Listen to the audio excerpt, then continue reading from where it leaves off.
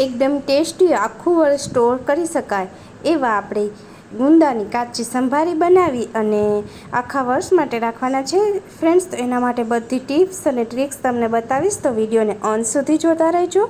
તો ચલો બનાવીએ આજે આપણે ગુંદાની કાચી સંભારી, જેના મસાલાનું જ ખૂબ જ મહત્ત્વ છે.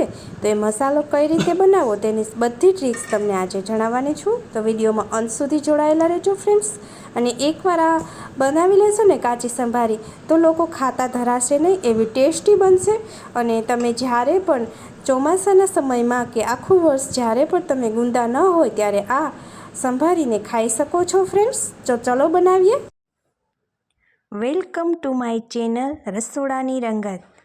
Please share, subscribe and like. સ્વાગત છે મિત્રો તમારું રસોડાની રંગતમાં. તો સૌપ્રથમ તો આપણે ગુંદાને ભાંગી અને બધા ગુંદાના ઠળિયા નીકાળી લીધા છે. અને આપણે એક મસ્ત કાચી સંભારી ગુંદાની એક અલગ જ રેસીપી બનાવવાના છે, જેને આખું વર્ષ સ્ટોર કરવાના છે. તો બધા જ ગુંદાને ભાંગી આવી રીતે એમાં નમક એડ કરી અને થોડો સમય માટે આપણે હલાવી અને મૂકી દઈશું. અને એક બાજુ આપણે મસાલા બનાવી લેવાના છે ફ્રેન્ડ્સ. તો આ મસાલો બનાવવાની જ ખૂબી છે જ મેન. તો તમે વિડીયોને અંત સુધી જોતા રહેજો કે જો આવો ટેસ્ટી એકદમ અલગ તમે મસાલો બનાવીને રાખશો ને, લોકો આ ગુંદાને ખાતા ધરાશે નહીં એવા બનશે. તો એક બાજુ આપણે તેલને પણ ગરમ કરવા રાખી દેવાનું છે. અને ત્યાં આપણે બધા મસાલો બનાવવાની જે ટિપ્સ અને ટ્રિક્સ તમને હું એન્ડ સુધી જણાવવાની છું ફ્રેન્ડ્સ. તો વિડીયોમાં જોડાઈ રહેજો. ને હવે આપણે તેલને ગરમ કરવા રાખી દીધું છે. અને બીજી બાજુ કેરીને છીણી અને કેરીની છાલ નીકાળી લીધી છે. અને બીજા બધા મસાલા આપણે રાઈના કોરિયા, મેથીના કોરિયા બનાવેલા છે. અને આ ઉપરાંત રાઈના કોરિયા, મેથી, વરિયાળી બધાને દળી અને એનો પાવડર બનાવેલો છે. એને બીજું બધા ચટણી, હળદર અને નમક જેવા મસાલા બનાવીને રેડી કર્યા છે. તો ચલો આપણે એક બાઉલમાં બધો મસાલો બનાવી લઈએ. તો સૌ પ્રથમ એમાં આપણે રાઈના કોરિયા, મેથીના કોરિયા બધા કોરિયાને એડ કરવાના છે. અને ત્યારબાદ એમાં આપણે આ જે શેકેલા રાઈ, જીરું, વરિયાળી બધા મસાલાને જે શેકી અને એનો મિક્સચરમાં ક્રશ કરીને પાવડર બનાવ્યો. અને ત્યારબાદ આમાં કેરીની છીણ એડ કરી છે. બધા મસાલાને આપણે હલાવી નાખવાના છે ફ્રેન્ડ્સ. અને એમાં હવે આપણે નમક, ચટણી અને હળદર એડ કરી દઈશું. ખટાશ માટે આમાં આપણે કેરીની છીણ આવી ગઈ છે. અને આ એકદમ ટેસ્ટી એવો જો મસાલો તમારો બનીને એ સરખો રેડી થશે ને, તો કાંઈ પણ ઘટશે નહીં ફ્રેન્ડ્સ. અને આમાં નમકનું પ્રમાણ આપણે રાખવાનું છે, જે પ્રિઝર્વેટિવનું કામ કરે છે. એટલે આપણો જે મસાલા જે આપણે કાચી સંભારી આખો વર્ષ માટે સ્ટોર કરવાના છે ને, તો નમકનું પ્રમાણ આપણે એમાં એડ કરી દેવાનું છે. જો કે આપણે ગુંદાને ભાંગી અને બાજુમાં રાખેલા છે તેમાં પણ આપણે નમક એડ કરેલું છે, જેથી કરી અને એ સંપૂર્ણ રીતે એમાંથી ગુંદાની ચીકાશ નીકળી જશે. અને આપણે બધા મસાલાને સારી રીતે હલાવી લેવાનો છે. અને થોડો સમય પછી ચમચીથી હલાવી અને હાથેથી પણ હલાવી લેશું ફ્રેન્ડ્સ. અને જે તેલ ગરમ કરી અને રાખેલું છે ને, એમાં સાઈડમાં હિંગનો વઘાર કરી અને ત્યારબાદ આપણે થોડું જ અત્યારે તેલ એડ કરીશું, જેથી કરી અને આપણે સારી રીતે ગુંદાને ભરી શકીએ. અને લાસ્ટમાં તમને હું ટિપ્સ બતાવી કે જેથી કરી અને એ ટિપ્સથી તમે ગુંદા આખું વર્ષ સુધી સ્ટોર કરી શકશો. તો હવે આપણે બધું તેલ અને એમાં હિંગનો વઘાર એડ કરી અને હવે આપણે બધા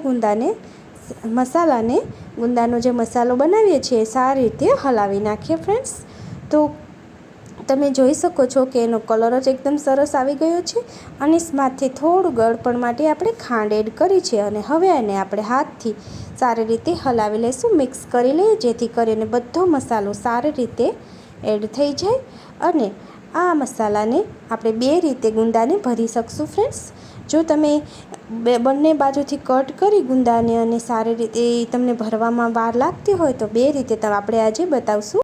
તો ફ્રેન્ડ્સ આપણે બધો મસાલો સારી રીતે મિક્સ કરી અને રાખી દીધો છે. હવે થોડું તેલ આપણે આમાં ગરમ કરી અને થોડું ઠંડી પડી ગયું છે પછી પાછું મિક્સ કર્યું છે. અને આવી રીતે મસાલાને આપણે બનાવી અને રેડી કરી લીધો છે ફ્રેન્ડ્સ. હવે આપણે આમાં ગુંદા ભરવાના છે.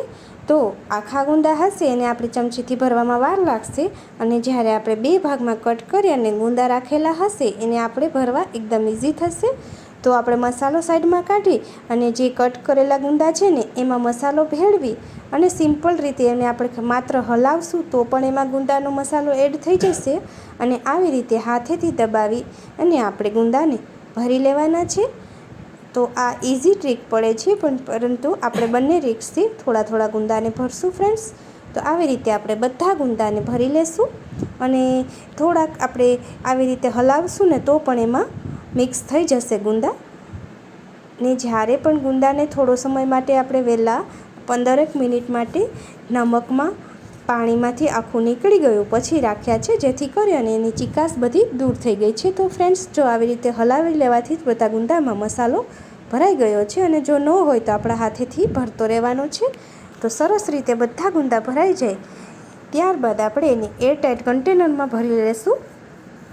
અને આ ગુંદા 1-2 દિવસ પછી ખાવામાં એકદમ ટેસ્ટી બની જાય છે, કે જેમાં નમક અને બધા મસાલા ભળવાથી એનો ટેસ્ટ એકદમ સરસ આવી જાય છે. તો બધા ગુંદા વારાફરતે આપણે આવી રીતે ભરી લેવાના છે અને ત્યારબાદ આપણે એરટાઇટ કન્ટેનરમાં આ ગુંદાને એડ કરી અને રાખી દેવાના છે ફ્રેન્ડ્સ. અને જ્યારે પણ આપણે ગુંદાને કોઈ પણ કાચના બાઉલમાં કે ભરીએ ને તો 1 વર્ષ સુધી સ્ટોર કરવાના હોય ને ત્યારે આપણે તેલ ગરમ કરીએ અને ત્યારબાદ એ તેલ ઠંડુ પડે ત્યાં સુધી આ ગુંદા ડૂબે એટલું તેલ તેમાં ભરી દેવાનું, જેથી કરી અને આપણા ગુંદા આખું વર્ષ માટે એવા ને એવા રહેશે, બગડશે નહીં ફ્રેન્ડ્સ. આભાર. વિડીયોને શેર કરજો. જય માતાજી.